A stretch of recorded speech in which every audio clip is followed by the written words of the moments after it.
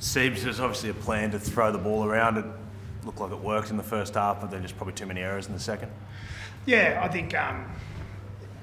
Look, I said it before the game. If we just try to come here and arm wrestle the Panthers, well, they've been clearly the best at that type of game for a couple of seasons. So, we made 5 line breaks to their 3. So we threw the ball around. We used our weapons. A couple of things come off, a couple didn't. There was an intercept there. We did a return serve on a kick, which we missed our job on the chase there, and they scored. So there's 12 points there. So we handed them a couple, but we had to go down swinging. And I was really proud of the guy. Like our defence inside our 20 was outstanding tonight. There's a dubious call or two on 2 of their tries, and as I said, we sort of, we were going for broke there with the intercept and the return serve kick. So I was proud of the guys. The reality of it is now we've got to win 3 out of our next 3 to make the playoffs and hope a result or 2 go our way. So, but I asked for effort. I asked for let's have a red hot crack at them, and I thought we did that.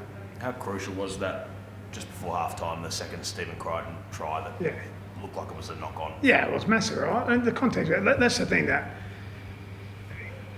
those types of calls, it's human error, but they hurt you, right? But we had enough time to, we had 40 minutes to go. So, I'm not going to sit here and whinge about it. Like, I think everyone knows that it should have been pulled up there, but it wasn't. And, I can live with that because sometimes you get a good call, sometimes you don't. What about the Ruben foursome backs? It's a bit old school. Was that like a plan? Yeah, it was a plan. Yeah, it was a plan. As I said, we couldn't come here and just try and arm wrestle them.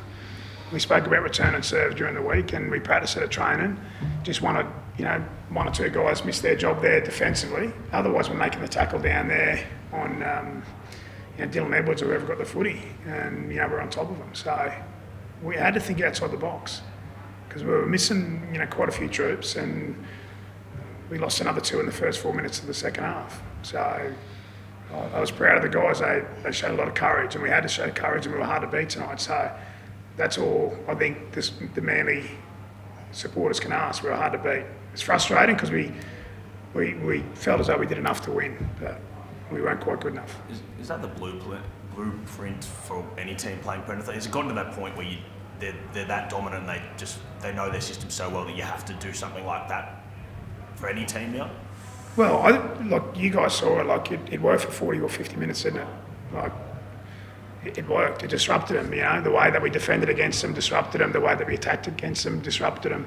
But we weren't good enough tonight to do it for the full 80 minutes. And to beat them, whoever can beat them, they've got to come up with a tactical plan, and they need to execute it for 80 minutes. And I just thought that try before half time, and then the first sort of 6 or 7 minutes of that second half where we lost Ben Trebojevic, we lost Brad Parker for the game, and they scored that try from that return serve kick.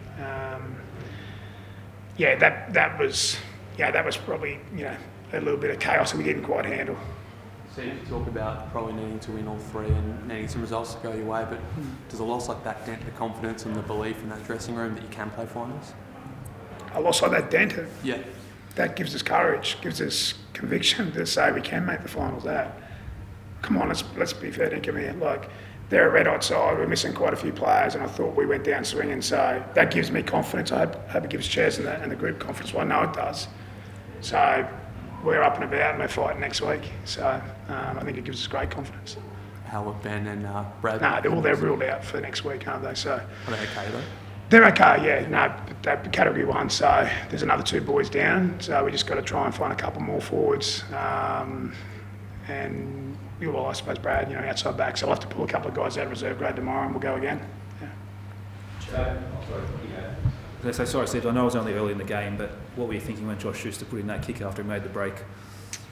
Oh, look, in hindsight, it was the wrong decision, wasn't it? But, what if he kicks it and, Ruben or someone comes through and, but as I said, we just needed it to be, a little bit smarter with a couple of things, and that was probably one. There's, one decision that I think if, Schuster had his time again, he'd hold the footy there. But that's life. Yeah. Sorry, Pally, Ruben's kick. You guys practiced it during the week, and I suppose did it come off? What was the plan, just to get Jason to Well, Bob after it didn't come off. But yes, we did practice it. And as Steve's mentioned before, there are a couple of people that maybe missed their job defensively on the kick. So it wasn't out of the blue for us. We knew what was coming, and we just, as Steve said, defensively and with the ball, there was certain moments we didn't execute tonight, and the good side made us pay. I mean, there's going to be Manly fans over, so you're down 12 all, you know, you're in the arm wrestle, you're in the fight, and then kick it back to them. Dylan Edwards goes 40, the winger goes 40, and, you know, Manly fans put their hands in their head in their hands. What do you say to them? It's footy. All good. Anyone else? It looks like everything's been sorted out in terms of RLPA and the NRL. Are you obviously high up in the RLPA? Like, are you happy with what you know about things being sorted out? Yeah, obviously a lot's happened in the last sort of 24 to 48 hours, and I've been pretty focused on this. So I don't know a lot of detail, but I tell you what, the players stood their ground for so long. This has taken a long time to get done. The players have stood their ground. As always, we've used the RLPA to help us, and it's prevailed in what we believe is a great deal for the game, for the players, you know, past, present and future. So it's exciting times, and I think everyone that's been involved, in particular from the RLPA and the players side, needs to be commended, and really proud of the efforts of everyone that's had a crack at it. Was it tough just to wear it all and have everything, all that kind of talk over the last 4 weeks about? Yeah, it's been a very long process. I mean, I can't remember a CBA taking 20 months to get done. So, as I said, the players have shown a heap of solidarity the whole way through, and someone like Clint Newton, who's copped a lot of criticism throughout this process, has been so loyal to the playing group.